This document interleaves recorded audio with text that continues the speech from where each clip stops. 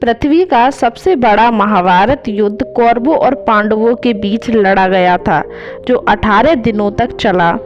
इसमें स्वयं भगवान श्री कृष्ण अर्जुन के सारथी बनकर शामिल हुए। महाभारत के युद्ध की समाप्ति के बाद पांडवों ने अपना राज्यपाट परीक्षित को सौंप दिया और द्रौपदी को साथ लेकर स्वर्ग की यात्रा पर निकल गए। स्वर्ग की यात्रा कठिन थी, लेकिन पांडव चाहते थे कि वह सशरीर स्वर्ग तक पहुँचे। हालांकि रास्ते में कुछ ऐसा होता चला गया, एक एक कर पांडव मृत्यु को प्राप्त होते गए। यात्रा के दौरान जब पांडव बद्रीनाथ पहुँचे और वहां से आगे बढ़े तो सरस्वती नदी के उगम स्थल पर नदी को पार करना द्रौपदी के लिए कठिन हो गया।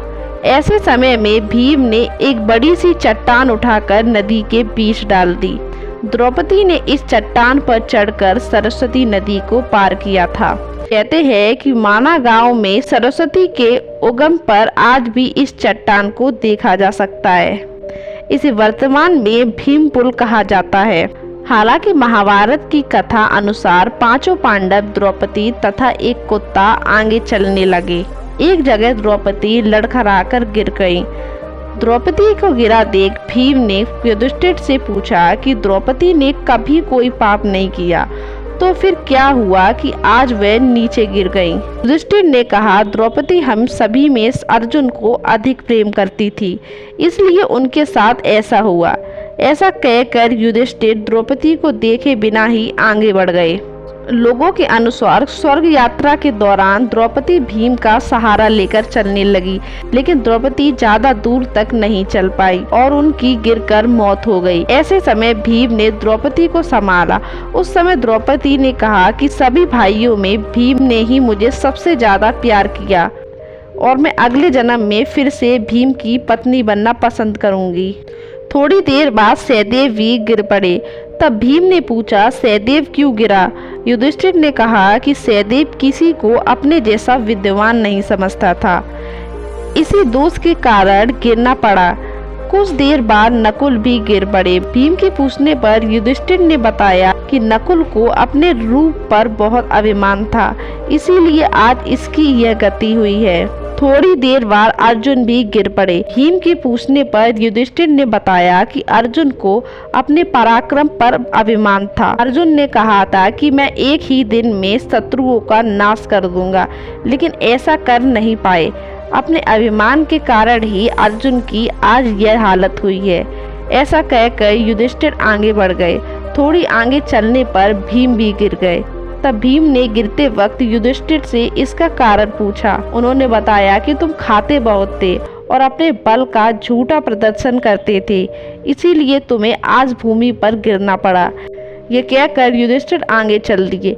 केवल वह कुत्ता ही उनके साथ चलता रहा। धर्मराज युधिष्ठिर एक कुत्ते के साथ स्वर्गलोक की ओर बढ़ते जा रहे थे। आखिर चलते चलते वे स्वर्ग के द्वार तक जा पहुँचे। द्वारपाल ने धर्मराज युधिष्ठिर के लिए दरवाजा खोल दिया।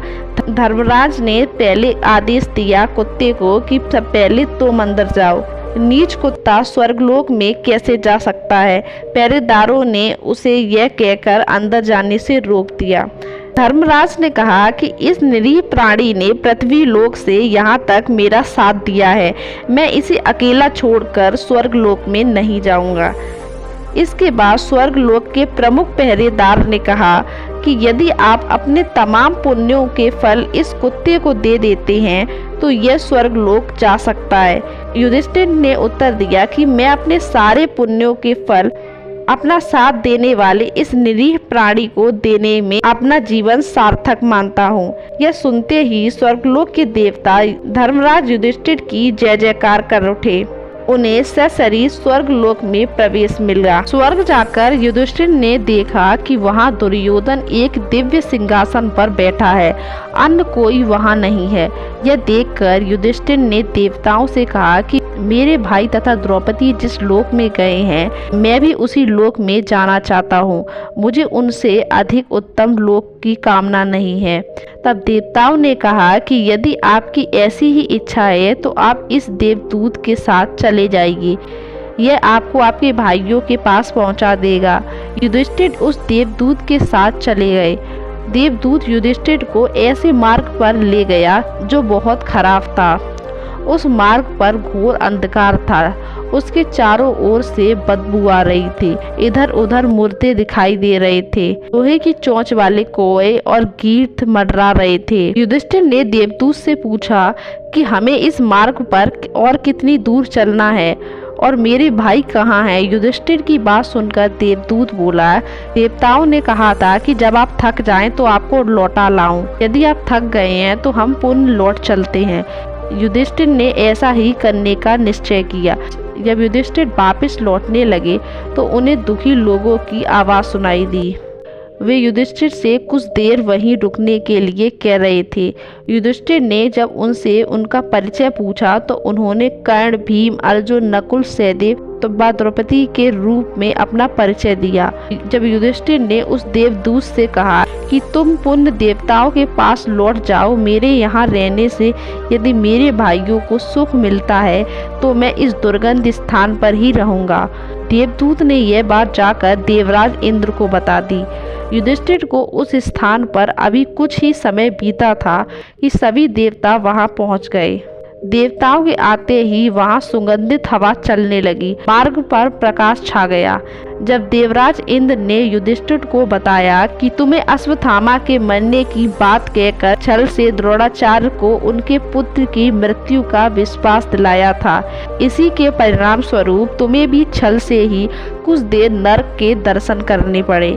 अब तुम मेरे साथ स्वर्ग चलो, वहाँ तुम्हारे भाई व अन्य वीर पहले ही पहुँच गए हैं। देवराज इंद्र के कहने पर युधिष्ठिर ने देव नदी गंगा में स्नान किया। स्नान करते ही उन्होंने मानव शरीर त्याग करके दिव्य शरीर धारण कर लिया। इसके बाद बहुत से महर्षि ने उनकी स्तुति करते उन्हें उस स्थान पर ले गए जहाँ उनके चारों भाई कर्ण, भीष्म, धृतराष्ट्र, द्रौपदी आदि आनंद पूर्वक विराजमान थे। युधिष्ठिर ने वहां भगवान श्री कृष्ण के दर्शन किए। अर्जुन उनकी सेवा कर रहे थे। युधिष्ठिर को आया देख श्री कृष्ण व अर्जुन ने उनका स्वागत किया। युधिष्ठिर ने देखा कि भीम पहले की तरह शरीर धारण किए वायु देवता के पास बैठे थे। कर्ण को सूर्य के समान स्वरूप धारण किए बैठे देखा। नकुल व सहदेव अश्विनी कुमारों के साथ बैठे थे। देवराज इंद्र ने युधिष्ठिर को बताया कि ये जो साक्षात भगवती लक्ष्मी दिखाई दे रही है, उनके अंश से ही द्रौपदी का जन्म हुआ था। इसके बाद इंद्र ने महाभारत युद्ध में मारे गए सभी वीरों के बारे में युधिष्ठिर को विस्तार पूर्वक बताया। इसी प्रकार युधिष्ठिर अपने भाइयों व अन्य संबंधियों को वहां देखकर बहुत प्रसन्न हुए।